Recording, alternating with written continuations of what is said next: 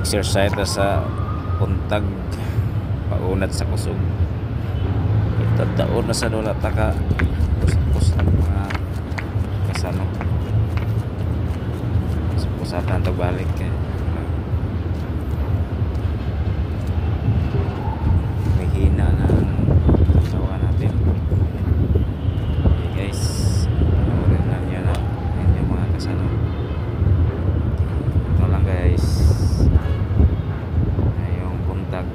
Nag-iisang tiyak sa 1,000 duda, silong sa iyak at pagluluksa.